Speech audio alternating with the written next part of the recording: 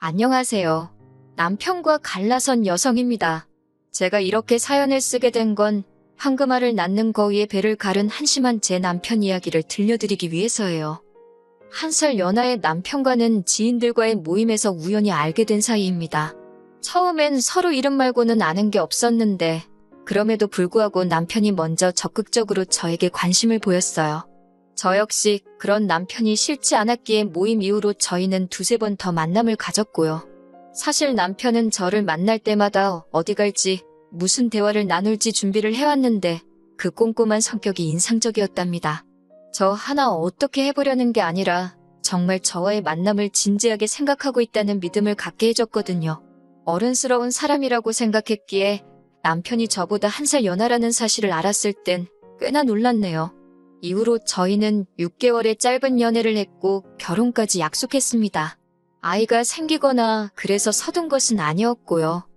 서로 많은 것을 알고 시작한 관계가 아니었기에 결혼 준비를 하는 과정에서 새롭게 알게 된 사실들이 많았어요.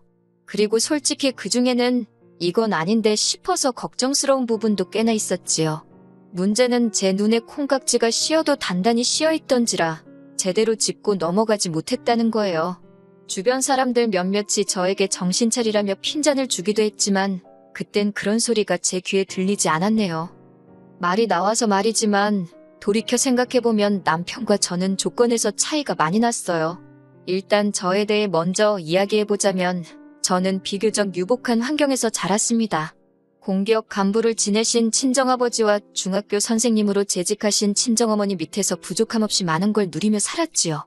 두 분은 엄격하셨지만 동시에 학업적인 부분에 있어서는 제가 원하는 거라면 무엇이든 도전해볼 수 있게끔 지원을 아끼지 않는 분들이셨거든요. 그리고 제가 고등학교에 입학하던 시기에 조부모님이 돌아가셨는데 그때 친정아버지 앞으로 제법 규모가 있는 땅을 남기셨다 들었습니다. 그리고 정확히 7년 후에 그 땅이 개발이 되면서 크게 보상을 받으셨네요. 반면에 남편의 경우 아버님께서 여러 사업을 손대셨는데 이렇다 할 재미는 못 보셨답니다. 오히려 새로운 사업을 시작하실 때마다 사는 게 더 어려워졌던 모양이에요. 그러다 남편이 대학에 입학하고 얼마 되지 않았을 때 집이 경매로 넘어가네만의 소리가 나올 만큼 휘청했었다고요. 그래서 그때 아버님이 어머님과 위장이혼을 하셨고 파산하셨답니다. 그뿐만이 아니었습니다. 남편은 이남 일녀 중 막내로 위로 결혼한 신우와 아주버님이 있어요. 그리고 일단 신우 이야기를 해보자면 신우는 저희가 결혼하던 때 이미 이혼한 상황이었고 혼자 애들 둘을 키우고 있었지요. 이혼 사유는 저도 정확히는 모르지만 아이를 도맡은 걸로 봐서는 신우한테 귀책 사유가 있던 것 같지는 않대요. 다만 이혼 이후로 남자 쪽에서 양육비고 뭐고 돈 없다고 배째라는 식으로 나와서 경제적으로 곤란을 겪고 있더라고요. 그리고 아주버님은 아버님처럼 사업을 한답시고 이것저것 하다가 저희가 결혼하던 당시에는 대형마트에서 일을 하고 있었어요. 형님은 무슨 이유 때문인진 몰라도 집에 있었고 그래서 아주버님 외벌이로 중학생 둘을 키우는 상황이 돼요. 하지만 그래도 저는 괜찮았어요.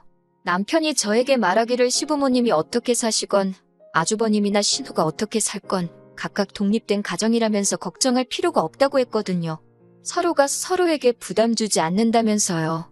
그리고 실제로 어머님 아버님께 인사를 드리러 갔을 때도 어머님이 먼저 하시는 말씀이 너희 둘만 잘 살면 된다 하셨으니 제가 순진하게 그 말을 믿었네요. 해줄 수 있는 게 없으니 바라는 것도 없다. 예단도 안 해와도 된다 하셨고 한편 친정에서는 솔직히 제 결혼을 탐탁지 않아 하셨어요. 특히 친정아버지께선 사윗감인 남편은 마음에 들어 하셨지만 시부모님이고 형제들이고 누구 하나 번듯하게 사는 사람이 없으니 그게 걱정이라 하시대요. 하지만 친정어머니께서 제 편이 되어주셨습니다. 사실 저희 친정부모님이 결혼하실 때도 친정어머니 쪽, 그러니까 외가 형편이 안 좋아서 조부모님이 많이 반대를 하셨다고 그래요. 그래서 조부모님 돌아가실 때까지 친정어머니랑 사이가 썩 좋지는 않았거든요. 당신 어려웠을 때가 생각이 난다면서 친정아버지더러 어차피 결혼시킬 거면 반대하지 마라.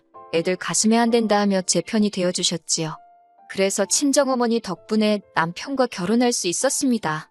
물론 저희가 이혼을 하면서 친정어머니께는 면목 없게 되었지만요. 친정부모님은 북적거리는 서울이 싫다며 지방에서 작은 전원주택을 지어 생활하고 계셨고 저는 오피스텔에서 자취를 했습니다. 신혼살림은 오피스텔 보증금과 남편이 모은 돈을 합해 작은 아파트 전세로 시작했어요. 친정 부모님이 집을 해주신다 하셨지만 제가 사업자금으로 대달라 했습니다. 사실 사업 아이템은 이미 오래전부터 생각해놓고 있었고 결혼을 하면 직장을 관두고 사업을 하겠다는 계획도 있었거든요. 어차피 아이 낳고 하면 휴직해야 되고 그러면 눈치 봐가면서 회사 생활을 해야 하는데 그렇게 살고 싶지 않았달까요? 그리고 이건 여담이지만 제가 사업을 하겠다고 했을 때는 친정아버지는 찬성, 친정어머니는 반대를 하셨어요. 친정아버지는 뭐든지 부딪혀보는 게 좋다 하셨고 친정어머니는 여자 몸으로 사업이라니 고생스러워서 안 된다였지요. 하지만 그때도 결국 두 분이 저를 믿어주셨습니다. 그래서 결혼식을 올리고 얼마 지나지 않아 회사를 나왔지요. 혹시나 저를 알아보는 사람이 있을까봐 여기다 제가 하는 사업이 무슨 사업인지 자세히 말할 순 없지만 초기 자본이 꽤 들어갔어요. 그리고 그 초기 자본은 감사하게도 친정부모님이 대주셨습니다. 제가 직장 생활하면서 모아둔 돈도 있었지만 결혼하면서 많이 쓰기도 했고 친정부모님이 제가 사업한답시고 전세로 시작한 부분에 있어서 굉장히 속상해 하셨거든요. 그래도 덕분에 남들처럼 고생하지 않고 바로 제가 원하는 일을 시작할 수 있었지요. 그리고 한 1년은 솔직히 남편에게도 미안한 일이었지만 온 신경을 사업에만 쏟아부었습니다. 남편이 이해해주지 않았으면 제 사업을 이렇게까지 빠른 속도로 키울 수는 없었을 거예요. 그 부분은 인정하는 바입니다. 그렇게 사업을 시작한 지 햇수로 2년차가 되어갈 때는 한 달에 1,000만 원 이상은 너끈히 벌게 되었어요. 그리고 저는 그중 200만 원을 매달 친정부모님께 드리기 시작했습니다. 용돈도 생활비도 아닌 딸이기 전에 저라는 사람을 믿고 투자해 주신 데 대한 일종의 배당금의 개념이었지요. 친정부모님께서는 안 받는다, 못 받는다 처음부터 한사코 거절하셨습니다만 그래도 계속 보내드렸어요. 그러자 제 고집은 못 이기겠다며 친정아버지께서 그래 기쁜 마음으로 받겠다 하시대요. 그리고 이 부분 역시 남편도 다 알고 있었습니다. 말이 나와서 말이지만 남편에게 금전적인 부분에 있어서는 작은 비밀도 만들지 않으려고 했어요. 왜냐하면 남편은 극구 아니라고 하지만 제 사업이 잘 될수록 남편이 기죽어하는 게 눈에 보였거든요. 그래서 오히려 더 솔직하게 터놓고 이야기를 했던 것 같습니다. 별것도 아닌데 숨기다가 괜히 나중에 자기를 무시했네 어쩌네 그런 식으로 나오진 않을까. 왜 찌질한 남자들은 와이프가 자기보다 잘 나가면 배 아파서 심술을 부린다잖아요. 제 남편이 그럴 사람은 아니라고 생각했지만 그래도 혹시나 하는 마음에 오히려 더 오픈하고 지냈던 것 같아요. 그리고 그게 화근이었던 모양입니다. 언젠가 하루는 남편이 저에게 넌지시 제 사업장에서 신호를 쓸 수 있겠냐고 묻더라고요. 그런데 제 사업은 컴퓨터로 하는 일이 많아서 사실 아주 경력이 없는 직원은 적응하기가 쉽지 않은 구조거든요. 그래서 남편에게 그건 좀 어려울 것 같다 하니 꼭 사무직이 아니어도 좋다고 뭐가 좀 없겠냐고 그래요. 하지만 아무리 머리를 쥐어짜내도 줄만한 자리가 없었고 그리고 솔직히 한 사무실에서 신우랑 일하는 게 편할 리가 없잖아요. 그래서 미안하지만 안 된다 했습니다. 그러면서 신우가 요새 경제적으로 많이 힘드냐 물었어요. 그랬더니 남편이 솔직히 털어놓겠다면서 작년부터 신우한테 한 달에 생활비로 30만 원씩 보내주고 있었답니다. 신우네 애들 통신요금 같은 것도 자기가 내주고 있었다는데 좀 황당하더라고요. 제가 사업이 잘 되기 시작하면서 남편한테 달달이 좀 넉넉히 용돈을 주고 있기는 했는데 그 돈으로 신우를 도와주고 있을 줄은 몰랐으니까요. 그리고는 순간 혹시나 싶어서 신우네만 그렇게 도와줬냐 물으니까 그것도 아니랍니다. 신우네 도와주는 게 어쩌다 보니 아주버님 귀에도 들어갔는데 아주버님이 서운하다고 엄청 뭐라고 했다나 봐요. 남편을 불러다 놓고 예전에 아버님 사업 망할 때 아주버님이랑 신우가 얼마나 고생을 했는지 아냐. 근데 너는 막내고 학생이라고 아무 도움도 못 되지 않았냐. 지금이라도 그때 못한 네 몫을 해라 어쩌라 하면서 그리고 남편은 바보같이 거기다 대고 억지 쓰지 말라 소리도 못하고 아주버님 말이 맞는가 싶어서 돈을 주기 시작했다는 겁니다. 어이가 없었지요. 내 남편한테 이렇게 물러빠진 구석이 있었나 싶고 사실 남편이 용돈을 어떻게 썼건 간에 그건 제가 뭐라고 할 건 아니라고 생각했어요.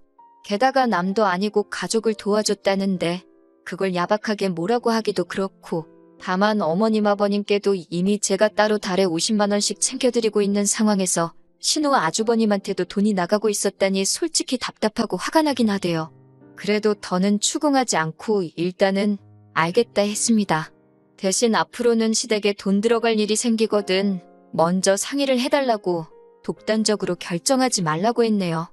이런 식으로 알게 되는 거 찝찝하고 마음 상한다고요.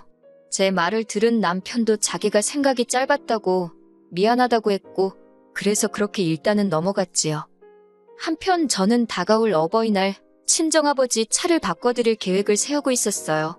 친정아버지 차가 거의 10년 가까이 타신 차라 오래되기도 했고 그럴듯한 선물 하나 꼭 해드리고 싶었거든요. 게다가 제가 벌어서 제가 해준다는데 구구절절 이유가 필요한가 싶었어요. 다행히 남편도 별말 안 하고 알아서 하라길래 아무 문제 없다고 생각했고요. 그리고 얼마 후 시댁에 가게 되었습니다. 어머님 생신하고 어버이날하고 3일 차이밖에 안 나서 늘 한 번에 챙기거든요. 시댁은 저희 집에서 차로 1시간 정도 걸리는 거리에 있고 온 가족이 다 모여야 하다 보니 주말밖에 여의치가 않아서 주말 저녁 시댁에서 모이기로 이야기가 되었지요. 그렇게 약속 당일 시댁에 도착하니 아주버님 식구들과 신우 그리고 시조카들까지 전부 다 와 있더라고요. 그리고 좀 황당했던 게 집에서 먹자고 얘기가 되어서 제가 갈비랑 잡채를 해갔거든요. 그런데 정작 신우나 형님은 빈손으로 왔더군요. 그래놓고 한다는 소리가 시조카들이 그렇게 고기를 먹고 싶어 한다면 나가서 먹자는 겁니다. 그러면 처음부터 저한테 얘기라도 해주면 제가 갈비랑 잡채하느라 시간 낭비할 일은 없었을 거 아니에요? 그렇다고 기왕 해간 걸 다시 챙겨오기도 뭐해서 그럼 이건 어머님 아버님 두고 드시라 하니 그걸 또 어머님은 신우와 형님더러 챙겨가라 싸주고 계시는데 솔직히 거기서부터 저도 마음이 좀 상했지요. 한편 그렇게 저희는 시댁에서 멀지 않은 고깃집으로 향했습니다. 시작부터 돼지갈비 15인분을 시켰고 소주도 몇 병 시키더라고요. 그리고 얼마 안 가 다들 술에 조금씩 취하면서 일이 벌어졌어요. 아버님이 먼저 저희 친정부모님 차 바꿔드리는 이야기를 꺼내셨거든요. 사돈은 자식 잘 둬서 매달 용돈 받고 차도 바꿔주고 팔자가 늘어졌다나요. 솔직히 말씀하시는 어감이 썩 좋진 않았지만 아무래도 술도 드시고 하셨으니 그러신가 보다 하고 넘겼습니다. 그런데 어머님도 질세라 한마디 하시더라고요. 그래도 시부모도 부모라는데 좀 서운하다 하시면서 똑같이는 안 해줘도 어느 정도 흉내는 내줘야 하는 거 아니냐면서 우리는 오토바이라도 하나 사주려나 그러시는데 말에 뼈가 있는 느낌이랄까요? 그러자 신우가 비아냥거리는 목소리로 사줄 사람이었으면 진작에 자전거라도 사줬지 그러는데 이게 무슨 상황이지 싶대요. 황당해하는 저를 보면서 신우가 한다는 말이 시부모는 똥차도 한 대 없는데 친정부모님 차 바꿔드릴 생각할 때 그 생각은 안 났냐입니다. 정말이지 당장이라도 너나 잘하라고 한마디 쏘아붙이고 싶었네요. 하지만 시조카들도 있는 자리에서 괜히 돈 가지고 어른들끼리 이러쿵저러쿵 말하는 모습을 보이기가 그래서 일단은 그냥 무시했어요. 외식비로 거진 50만 원, 그나마도 돼지갈비라서 그 정도 나온 거라며 봐줬다는 식으로 아주버님이 이죽거리는데 너무 짜증나대요. 50만 원도 적은 돈이 아니잖아요. 생각하면 생각할수록 돈은 돈대로 쓰고 욕은 욕대로 먹은 기분이라 이래저래 너무 기분이 나쁘더군요. 그래도 다들 술이 한 잔 들어가서 그런 걸 거라고 애써 그렇게 생각하며 마음을 달랬네요. 한편 신우가 했던 말을 곰곰이 생각해봤어요. 생각해보니까 시부모님도 차가 없으니 어지간히 불편하긴 하시겠다 싶더라고요. 제가 너무 무심했나 싶기도 했고요. 남편도 해드리고 싶은 마음은 굴뚝 같았겠지만 자기도 절 볼 낯이 없으니 말을 못 꺼냈나 싶기도 했고 그래서 제가 먼저 신우와 아주버님한테 만나자 했습니다. 말 나온 김에 시부모님 차 한 대 뽑아드리자고요. 저는 3천만 원대의 국산차를 생각하고 있었고 아무래도 제가 먼저 말을 꺼냈으니 제가 반을 대겠다 대신 나머지 반은 아주버님과 신우 두 분이 해결하시라 했어요. 그러면 솔직히 한 사람당 1,000만 원도 안 들어가는 거였거든요. 그런데 이번엔 아주버님이 먼저 아주 손사래를 치는 겁니다. 그럴 여유가 없다고요. 신우도 하는 말이 그런 목돈이 어디 있겠냐면서 자기는 못한대요. 그래서 그러면 뭐 어쩌겠냐. 다음에 기회가 될 때 해드리자 했습니다. 그런데 신우가 그래도 말을 꺼냈는데 안 해드리는 게 어딨냐면서 일단 저더러 사드리랍니다. 그리고 자기가 나중에 여유 생기면 조금씩 갚아주겠다나요? 신우 뭘 보고 그 말을 믿어요? 제가 그렇게는 못한다고 했지요. 그랬더니 아주버님까지 가세를 해서는 윗사람들 불러놓고 장난치는 것도 아니고 자기들이 돈을 떼먹기를 하겠냐 어쩌겠냐며 일단 그냥 한 대 뽑아드리라고 거의 강요를 하대요. 그러면서 이미 어머님 아버님께도 차 한 대 뽑아드리겠다고 귀띔을 해놨다는 겁니다. 능력도 안 되면서 어쩌면 사람들이 이렇게 경솔할 수 있는지 어이가 없더라고요. 저는 너무 화가 나서 그러면 두 분이 빚을 지든 대출을 받든 해서 뽑아드리라고 나는 못한다 했어요. 그리고 친정하고 비교하지 마시라고. 친정부모님은 내 사업 이렇게 되게끔 미천을 대주신 분들이지만 어머님 아버님은 잘해봐라. 그 한마디 해주신 게 전부라고요. 그런데 어떻게 똑같이 잘해드리냐고 딱 잘라 말했지요. 솔직히 여기서 끝났으면 제가 이혼까지는 생각도 안 했을 겁니다. 그냥 아주버님하고 신우가 정신머리가 없구나, 염치가 없구나 그렇게 욕이나 몇 번 하고 말았을 거예요. 그런데 그날 저녁 낮에 있었던 일을 남편에게 이야기하니 남편이 뜻밖의 반응을 보였지요. 그게 결정타였고요. 남편이 저를 물끄러미 보더니 무조건 안 된다고 하기 전에 자기랑 상의를 했어야 하는 거 아니냐고 그래요. 상의할 게 뭐가 있냐. 차값이 반을 내가 낸다는데도 나머지 반을 못 내겠다는데 돈이 없으면 차를 못 사는 거지. 거기에 상의하고 말고 할 게 뭐가 있냐고 남편에게 따져 물었습니다. 그랬더니 남편이 한다는 소리가 자기가 저보다 못 벌어서 말은 안 했지만 매달 친정에는 200씩 드리면서 시부모님한테는 50밖에 안 드리지 않았냐. 저더러 그게 다 마음이 없어서 그런 거라면서 저더러 무조건 너무 한다는 겁니다. 듣고 있는데 어이가 없어서 제가 말이 시부모님한테만 50이지 아주버님이고 신우고 거기에 당신이 갖다주는 돈은 계산 안 하냐고 소리를 지르니 그건 자기 용돈인데 왜 간섭하냐고 화를 내대요. 그 용돈도 내 주머니에서 나왔지 않냐니까. 아무튼 저더러 시댁을 너무 무시한답니다. 한마디로 논리도 없고 이유도 없고 그냥 심통 부리고 우기기만 하더라고요. 결혼 전 대화가 잘 통하고 내 말에 귀 기울여주던 남자는 어디로 가고 이렇게 찌질하고 못난 사람만 내 옆에 있나 그 생각에 갑자기 너무 서글퍼지더라니까요. 그래서 제가 남편에게 일단 그만 이야기하자 했습니다. 당신도 나도 감정이 너무 격해진 것 같으니까 그만하자고요. 그런데도 남편이 저를 안 놔주는 겁니다. 당장 시부모님한테도 차를 사준다고 이 자리에서 약속을 하라면서요. 그렇게 한 30분 가까이 실랑이를 하다가 지친 제가 그만하자 했습니다. 이런 남잔 줄도 몰랐고 지금 너무 지치고 당신 너무 못나 보인다고. 솔직히 이때도 남편이 저에게 정신 차리고 사과라도 한마디 했으면 제가 마음을 풀었을지도 몰라요. 그런데 남편이 먼저 돈 가지고 유세 부리는 적 같은 여자 자기도 싫답니다. 그러면서 자기가 위자료로 차 한 대 값은 꼭 받아낼 거라는데 어이가 없어서 웃음이 다 나더라고요.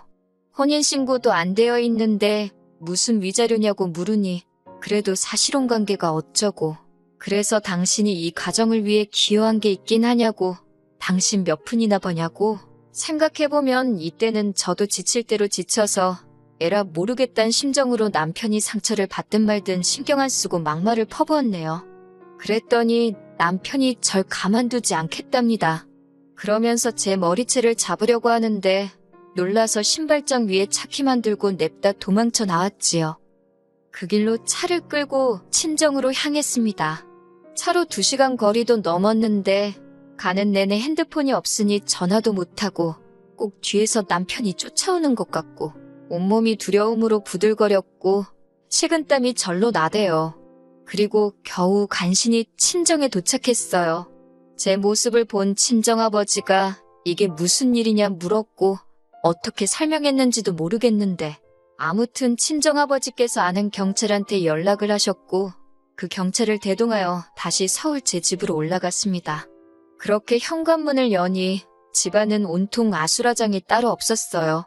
남편이 지 승질에 못 이겼는지 TV고 뭐고 다 때려 부셔놨더라고요. 소름이 쫙 끼쳤습니다. 이런 남잔 줄 모르고 3년 가까운 시간을 살을 부대끼며 살았다는 게, 남편은 저희 친정아버지와 함께 간 경찰을 보더니 자기가 넘어져서 이렇게 된 거라며 말도 안 되는 변명을 하대요. 하지만 그런 변명이 통할 리 없었지요. 아버지 지인인 경찰의 도움으로 남편이 일단 경찰서로 가게 되었고, 저는 그 틈에 제 짐을 다 챙겨서 친정아버지와 친정으로 내려갔습니다. 그리고 이후의 일은 변호사를 선임했지요. 기물파손과 협박 그 외에도 여러 가지 죄명으로 남편을 고소했거든요. 그제서야 남편은 자기가 잠깐 정신이 나갔었나 보다며 그동안 우리 같이 산 시간을 생각해서라도 이번 한 번만 용서해달라고 빌더군요. 합의만 해주면 제 근처에 얼씬도 하지 않겠다면서 말이에요. 남편뿐만 아니라 시부모님은 물론이고 신우랑 아주버님 내외까지 다들 돌아가면서 전화를 해댔고 문자를 보내는데 확인 안 하고 무시하는 것도 환장할 노릇이대요. 그래서 결국 핸드폰 번호는 바꿨고 남편에게는 합의도 선처도 없다 했습니다. 법대로 하자고요. 솔직히 상황이 이 지경이 되니 마음이 후련하기만 한 것은 아닙니다. 합의 안 해줘가지고 괜히 해코지를 당하진 않을지 그것도 그것대로 무서워요. 하지만 매번 남편에게 맞춰주고 배려해줬더니 사람이 가만히 있으면 가만히로 본다더니 딱 그 모양이잖아요?